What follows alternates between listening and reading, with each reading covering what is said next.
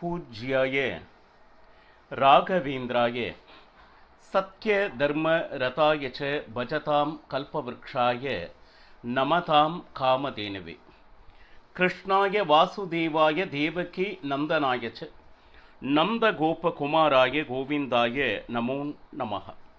ஐந்தாவது வேதம் என்று போற்றப்படும் மகாபாரதம் பார்த்து வருகிறோம்.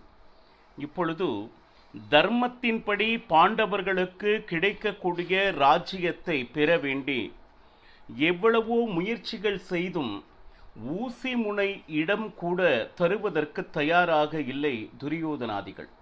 கடைசி முயற்சியாக பாண்டவர்கள் பகவான் கிருஷ்ணனை வணங்கி நீங்கள் எங்களுக்காக தூது செல்ல வேண்டும் அப்படின்னு வேண்ட அதை ஒப்புக்கொண்டார்.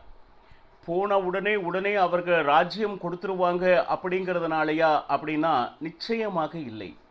அவன் ராஜ்யத்தை தரமாட்டான் என்பது நன்றாக தெரியும். இருந்தாலும் அவன் அதார்மிகன், எவ்வளவு பெரிய அதர்ம செயல்களை அவன் செய்திருக்கிறான் என்பது இந்த உலகுக்கு தெரிய வேண்டும். இதுவே அந்த தூதுவனாக பகவான் கிருஷ்ணன் சென்றதனுடைய நோக்கமாக இருந்தது. இப்போ பார்த்தோம்னா நேரா சபைக்கு காலையில் வந்தான். வந்த உடனே அனைவரும் உரிய மரியாதை கொடுத்தனர். அவனுடைய பேச்சு யாரை நோக்கி எழுந்தது அப்படின்னா அந்த சபையில் அத்தனை படித்த பண்டிதர்களும் அத்தனை ராஜர்களும் துரியோதனாதிகளும் திருதராஷ்டிரனும் உட்பட அத்தனை பேர் இருக்கும் பொழுது பகவான் கிருஷ்ணனுடைய பேச்சு ஒருவரையே நோக்கி இருந்தது. அவன் திருதராஷ்டிரன். பாரு, நியாயமாக கிடைக்க வேண்டிய பாண்டவர்களுக்கு உண்டான ராஜ்யத்தை தந்துவிட்டால் உன்னுடைய குழந்தைகளும் சரி பாண்டவர்களும் சரி சுகமாக இருப்பர். அதில் எந்த விதமான சந்தேகமும் இல்லை. ஏன் கேட்டீங்கன்னா அதை கொடுக்காமல் தர்மம் நிலைக்கும் அப்படின்னு நீ எப்படி நம்புற? கொஞ்சம் நினைச்சுப்பார். ஏன் கேட்டீங்கன்னா அங்க இருக்கக்கூடிய ராஜ்யத்தை அஷ்ட திக்கு எல்லா திக்குகளையும் சென்று வென்று அதற்கு உண்டான செல்வத்தை எல்லாம் கொண்டு வந்து திருதராஷ்டிரனுடைய பாதத்தில் கொடுத்தவர்கள் யாருன்னா பாண்டவர்கள். இந்த மாதிரி ஏதோ ஒரு யுத்தத்தில் சாதித்து அந்த செல்வத்தை உன்னுடைய குழந்தைகள் சம்பாதித்து இருக்கிறார்களா அப்படின்னு கேட்டா இல்லை என்பதே உண்மை. அப்போ ஆண்டு அனுபவிப்பது யார் அப்படின்னா துரியோதனாதிகள். அதை கஷ்டப்பட்டு யுத்தம் செய்து அந்த செல்வத்தை வந்து அஸ்தினாபுரத்திற்கு சேர்த்தவர்கள் யார் என்றால் அது பாண்டவர்கள். இப்பொழுது கடைசி முயற்சியாக 5 கிராமங்களையாவது கொடு என்று கேட்ட பின்னும் எதுவும் தரமாட்டேன் என்கின்ற நிலையில் துரியோதனாதிகள் இருக்கிறார் என்றால் அவரிடம் சத்தியம் இல்லை, தர்மம் இல்லை, அனைத்தும் எனக்கே வேண்டும் என்கின்ற துராசை தான் மிகுந்து இருக்கிறது என்பது ஸ்பஷ்டமாக தெரிகிறது. அது மட்டுமல்ல, பாருங்க, இன்று வரை உன்னுடைய பிரஜைகளுக்கு மிகுந்த ஆனந்தத்தை கொடுத்தாய் திருதராஷ்டிரா. நிஜமாலுமே நல்லவன். ஏன் கேட்டீங்கன்னா விதுரன் போன்ற மந்திரி இருக்கும் வரை, பீஷ்ம துரோண கிருபாச்சாரியார் இருக்கும் வரை பிரஜைகளுக்கு மிகப்பெரிய தொந்தரவு எழவில்லை. இதுதான் உண்மை. திருதராஷ்டிரன் இயற்கையிலேயே நல்லவன். ஆனால் தன்னுடைய மகனுடைய பிரபாவத்தினால் கெட்ட தூண்டுதலினால் பல விஷயத்திற்கு உடந்தையாக இருந்தான். இதுதான் திருதராஷ்டிரன் கிட்ட இருக்கக்கூடிய மிகப்பெரிய என்ன சொல்லுது குற்றச்சாட்டு. இப்போ அவ்வளவு பேரும் திருதராஷ்டிரன் மேல அவ்வளவு பெரிய நம்பிக்கை வச்சிருக்கிறாங்க. அப்போ உன்னுடைய கடமை ராஜனாக அப்படின்னு பார்த்தா அனைவரையும் காப்பாற்ற வேண்டியது உன்னுடைய கடமை. நாளை யுத்தம் என்று வந்துவிட்டால் உன்னுடைய பிரஜைகள், இங்கு உங்களுக்காக அமர்ந்திருக்கக்கூடிய ராஜர்கள், இவர்கள் அனைவரும் உயிரிழக்க நேரிடும். இதற்கு உன்னுடைய ஒரே ஒரு பதில் மட்டும்தான் அதற்கு காரணமாக போகிறது திருதராஷ்டிரா. முதலில் திருதராஷ்டிரா, நீ சரியான சகஜமான ஸ்திதிக்கு நீ வா. அப்படின்னா நீயாக இப்பொழுது இல்லை என்பதை ஸ்பஷ்டமாக கிருஷ்ணன் சொல்கிறார்.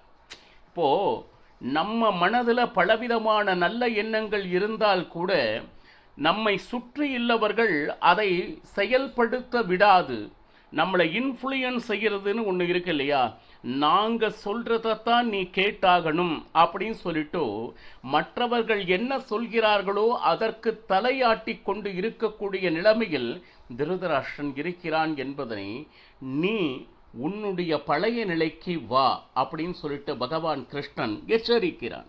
ஏன் அப்படின்னு கேட்டீங்கன்னா, அந்த 4 ஜனத்தினுடைய பிரவாகத்திற்கு நீ உன்னை மாற்றிக்கொண்டு நடக்கக்கூடாத அந்த சபையிலும் இதுவரையிலும் நடந்திராத அதர்மத்திற்கு காரணமாக சாட்சிபூதமாக நீ இருந்து கொண்டு இருக்கிறாய். இதிலிருந்து நீ வெளியே வா. அது மட்டுமல்ல, நீ வெளியே வரணும்னு நினைச்சாலும் உன்னை சுற்றி இருப்பவர்கள் வெளியே வர விடுவதில்லை. அது மட்டுமா, அப்படின்னா அந்த மாதிரி நேரத்தில் நீ அவர்களை தூர வைப்பதை தவிர வேறு வழி இல்லை. துரியோதனாதிகள் உன்னுடைய எண்ணப்படி அந்த ராஜ ஆட்சியை நடத்த விடவில்லை என்றால் நீ அவர்களை தூர விட்டாவது உன்னுடைய தர்மத்தை காப்பாற்ற வேண்டிய பொறுப்பு உன்னிடம் இருக்கிறது என்று திருதராஷ்டிரனுக்கு பகவான் கிருஷ்ணன் அறிவுறுத்தினார். எப்பொழுது ராஜன் என்கின்ற அந்த ஆசனத்தில் அமர்ந்தானோ, தர்மத்தின்படி அவனுடைய மனம் என்ன சொல்கிறதோ அதுபடி ராஜ்யம் ஆள்வதற்கு எது தடையாக இருக்கிறதோ அந்த தடையை விலக்கி வைப்பதும் உன்னுடைய பொறுப்பு தானே என்பதை அவனுடைய பொறுப்பினை உணர வைத்தான் பகவான் கிருஷ்ணன். அது மட்டுமா அப்படின்னு கேட்டீங்கன்னா இல்லை. இப்போ உன்னை எதிர்த்து நிற்கிறவங்க நாளைக்கு யுத்தத்தில் ஏதோ கெட்டவங்க துஷ்டர்கள் அப்படி இருந்தால் பரவாயில்லை. ஆனால் எதிர்த்து நிற்பவர்கள் யாருன்னா சுத்தமான ஜீவனம் நடத்துபவர்கள். வேறு யாரும் இல்லை, உன்னுடைய குழந்தைகள் தான். உன்னுடைய தம்பி குழந்தைகளாக இருந்தால் என்ன, அவர்களும் உன்னுடைய குழந்தைகள் போல் தானே. பாருங்க, இப்போ இதில் என்னன்னு கேட்டீங்கன்னா, நாளை யுத்தம் நடந்தால் தங்களுடைய உயிரை பணயம் வைப்பது வேறு யாரும் இல்லை, உன்னை சுற்றி இருக்கக்கூடிய அத்தனை நல்லவர்களும். பீஷ்மாச்சாரியார் அஸ்தினாபுரமே கதி என்று தன் வாழ்வை அர்ப்பணித்தவர். சுமார் 800 வருஷமாக இந்த தேசத்திற்காக உழைத்து கொண்டிருப்பவர். நினைத்து பார்த்தாயா? துரோணாச்சாரியார் பாருங்க, சிலோஞ்ச விருத்தி அப்படின்னு சொல்லிட்டு, அது எப்படி அப்படின்னு கேட்டிங்கன்னா, அந்த நெல்மணிகளை எல்லாம் துவைத்து அதையெல்லாம் எடுத்துன்னு போன உடனே அங்கங்கு சிதறிய அந்த நெல்மணிகளை எடுத்து அதை சமைத்து இறைவனுக்கு பிரசாதமாக்கிவிட்டு அதனை உண்டு ஜீவனத்தை நடத்தக்கூடிய அந்த ஒரு விஷயத்தை சிலோஞ்ச விருத்தி என்று சொல்வார்கள். அப்படிப்பட்ட ஜீவனத்தை நடத்திய துரோணாச்சாரியார், கிருபாச்சாரியார், பாக்லீகராஜர், இவர்களைப் போல நல்ல நல்ல ராஜர்கள் எங்காவது கிடைக்குமா திருதராஷ்டிரா? கொஞ்சம் நினைச்சுப்பார். இவங்க எப்படியாவது உன்னிடத்தில் தக்க வைத்துக் கொள்வதுதான் புத்திசாலித்தனம். நாளைக்கு யுத்தம் என்று வந்துவிட்டால் போகக்கூடிய உயிர்கள் கெட்டவர்கள் மட்டுமல்ல, இந்த மாதிரி சாதனைகளை நிறைய செய்து தன்னகத்தை வைத்திருக்கக்கூடிய அற்புதமானவர்களை எப்படி நீ இழக்கப் போகிறாய்? கொஞ்சம் நினைச்சுப்பார். ஏன்னா யுத்தத்தினால் என்னென்ன பரிணாமங்கள் ஏற்பட போகிறது என்பதனையும் சுட்டி காட்டினான் பகவான் கிருஷ்ணன். அது மட்டுமல்ல, முதல்ல தான் இவ்வளவு இழிவான செயலை செய்கிறோமே அப்படின்னு சொல்லிட்டு நம்ம மனசு கூச்சணும். ஒரு தவறு செய்துவிட்டால் உறக்கம் வராது. இவ்வளவு பெரிய தவறு என்னால் இன்று நடத்தப்பட்டதே அப்படின்னு சொல்லிட்டு நம்ம மனசே நம்மை கேள்வி கேட்கக்கூடிய நிலைமை. ஆனா அந்த மாதிரி எண்ணம் கொஞ்சம் கூட உன்னுடைய மனசில் இல்லை இல்லையா? அந்த சபையிலே அவ்வளவு பெரிய அவமானம் நடந்து நீ நிம்மதியாக தூங்கிக் கொண்டு இருக்கிறாய் என்றால் உன் மனதில் எதுவும் இல்லை. அந்த தப்பு செய்து விட்டோமே அப்படின்னு சொல்லிட்டு அதை நினைச்சு பார்க்க கூட உன்னால் தோணவில்லை. அப்படின்னா நீ ராஜன் என்கின்ற அந்த ஆசனத்தில் அமர்வதற்கு உனக்கு எந்த யோக்கியத்தையும் இல்லை. இதையே திருதராஷ்டிரன் மட்டுமல்ல, அங்க இருக்கக்கூடிய சபையில் அத்தனை பேரும் கேட்டுக்கொண்டிருக்கிறார்கள். ஆனால் பதிலுக்கு ஒரு வார்த்தை பேச முடியாது. ஏன்னா கிருஷ்ணனுடைய வார்த்தைகள் ஒவ்வொன்றும் உண்மையிலும் உண்மை. சரி, அதை மட்டுமல்ல, கொஞ்சம் நினைச்சு பாருங்க. உன்னுடைய பிரஜைகளை காப்பது உன்னுடைய பொறுப்பு. அது மட்டுமா அப்படின்னு கேட்டீங்கன்னா, இது 2 குலமும், அதாவது பாண்டவர்களும் சரி துரியோதனாதிகளும் சரி, நன்றாக இருக்க வேண்டும் என்கின்ற எண்ணத்தில் தான் நான் இதை பேசிக்கொண்டு இருக்கிறேன். அது என்ன அப்படின்னு கேட்டீங்கன்னா, நீ அவர்களுக்கு உண்டான ராஜ்யத்தை ஒருவேளை கொடுத்து விட்டால் பாண்டவர்களுடைய பிரீத்தியும் உனக்கு கிடைக்கும், துரியோதனாதிகளுடைய பிரீத்தியும் கிடைக்கும். அப்போ உன்னுடைய ராஜ்யம் பலமாகும். அந்த ராஜ்யத்தில் தர்மமும் இருக்கும், அர்த்தமும் இருக்கும். செல்வமும், அர்த்தம்னா செல்வம், செல்வமும் இருக்கும். தர்ம வழி நடந்ததால் அந்த புண்ணியமும் இந்த ராஜ்யத்திற்கு வந்து சேரும்.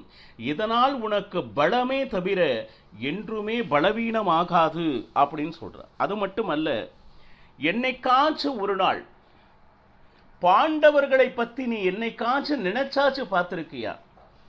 காக்கையை போல் உன்னுடைய பார்வையை வைத்திருக்கிறாய். காக்கைக்கு ஒரே கண் தான், ஒரு பக்கம் மட்டும்தான் பார்க்கும். அப்போ உன்னுடைய குழந்தைகளை பற்றியே யோசனை செய்து கொண்டிருக்கிறாயே. பாண்டவர்கள் என்பவர்கள் யார்? அவர்களும் உன்னுடைய பிள்ளைகள் தானே. அப்போ கொஞ்சம் நினைச்சு பாருங்க, இன்னைக்கும் தந்தை ஸ்தானத்தில் அவர்கள் உன்னை வைத்துக் கொண்டு கொண்டாடி வருகிறார்கள் பாண்டவர்கள். நீ பெரியப்பா, உன்னால் வளர்க்கப்பட்டவர்கள்.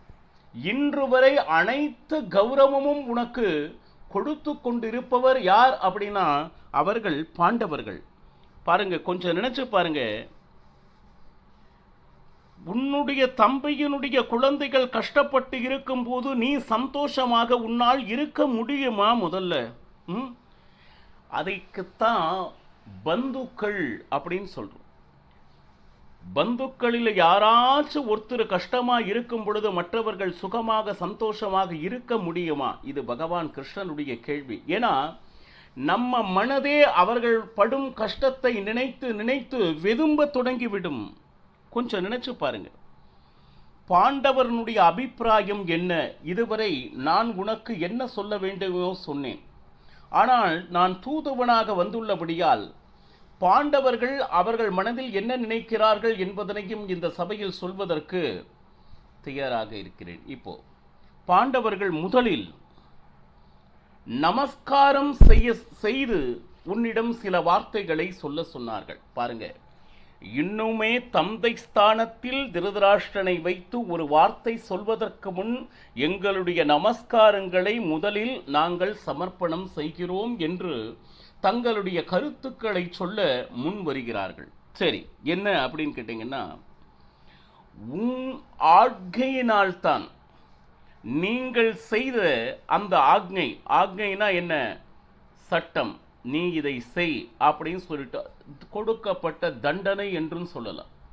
12 வருட வனவாசமும் 1 வருட அஜ்ஞான வாசமும் நடத்தி முடித்தோம். காரணம் யார் அப்படின்னா திருதராஷ்டிரா, நீங்கள் மட்டுமே. ஒருவேளை இதை துரியோதனாதிகள் சொல்லியிருந்தால் எங்களுடைய நிலை வேறு மாதிரி இருந்திருக்கும். உங்கள் வயதிற்கும் மிகுந்த மரியாதை கொடுப்பவர் நான். உங்களுடைய வார்த்தைக்காக நீங்கள் என்ன சொன்னீர்கள்? நீங்கள் இந்த வனவாசத்தையும் அஜ்ஞானவாசத்தையும் முடித்து வந்தால் உங்களுடைய ராஜ்யத்தை திருப்பி தருகிறோம் என்ற வார்த்தையை நீங்கள் அல்லவா சொன்னீர்கள்? அப்போ அந்த ராஜ்யத்தை நிச்சயமாக வனவாச அஜ்ஞான வாசத்தை முடித்து வந்தால் நிச்சயமாக நீங்கள் தருவீர்கள். இப்ப இந்த இடத்துல இவர்கள் இன்னும் வனவாசம் முடிக்கவில்லை, அஜ்ஞான வாசம் முடிக்கவில்லை, இன்னும் 5 மாதம் இருக்கிறது அப்படின்னு சொல்லி கொண்டு இருப்பது யார் அப்படின்னா துரியோதனாதி. அவனை சேர்ந்த 3 பேர் மட்டும்தான் கூவிட்டு இருக்கிறாங்களே ஒழிய அதை சுற்றியுள்ள பிராமணர்கள் கூறட்டும், அவர்கள் அத்தனை பேரும் ஒப்புக்கொண்டார்கள். வனவாசமும் அஜ்ஞானவாசமும் பாண்டவர்கள் சரியாக முடித்துள்ளார்கள் அப்படின்னு சொல்லிட்டு ஒருமித்த குரலில் கூறியிருக்கிறார். அப்போ இத்தனை பேர் சொல்வது தவறு, உன்னுடைய பையன் சொல்வது சரி என்று ஆகிவிடுமா? அப்போ நியாயமாகவும் தர்மமாகவும் அந்த வனவாசத்தையும் அஜ்ஞானவாசத்தையும் நல்லபடியாக முடித்து வந்திருக்கிறோம். காரணம் என்ன? உங்களுடைய ஒரு வார்த்தைக்காக. அதை முடித்து வந்தால் எங்களுடைய ராஜ்யத்தை தருகிறேன் என்று வாக்கு கொடுத்தவர் நீங்கள். அந்த வாக்குப்படி நீங்கள் நடக்க வேண்டும். சின்னவர்கள் எப்படி நடந்து கொள்ள வேண்டும் என்று நாங்கள் நடந்து காண்பித்து விட்டோம். ஆனால் பெரியவர்கள் சின்னவர்களிடம் எப்படி நடந்து கொள்ள வேண்டும் என்பதை நீங்கள் நடத்தி காட்ட வேண்டிய பொறுப்பில் இருக்கிறீர்கள். இது பாண்டவர்கள் பாருங்க, திருதராஷ்டிரனுக்கு பகவான் கிருஷ்ணன் மூலம் சொன்னது. நீங்க சொன்னதை நாங்க செஞ்சிட்டோம். அப்ப நீங்க கொடுத்த வாக்கை நீங்கள் காப்பாற்றிக் கொள்ளுங்கள். இந்த ராஜ்யத்தை நாங்கள் கேட்கிறோம் என்பது அல்ல, நீங்கள் இதை முடித்து வந்தால் உங்க ராஜ்யத்தை நாங்கள் தருகிறோம் என்று ராஜனாக இருந்த திருதராஷ்டிரனே சொல்லி இருக்கிறார். அப்ப உன்னுடைய வார்த்தைக்கு நீயே அந்த மரியாதையை கொடுத்துக்கொள் என்று பாண்டவர் மூலமாக திருதராஷ்டிரனிடம் செய்தி அந்த சபையில் சொல்லப்பட்டு கொண்டு இருக்கிறது. மேலும் என்னென்ன விஷயங்கள் சுவாரஸ்யமாக நடக்கிறது என்பதனை நாளையும் பருகலாம். சர்வம் ஸ்ரீ கிருஷ்ணார்ப்பணமஸ்து. ஹரே ஸ்ரீனிவாசா.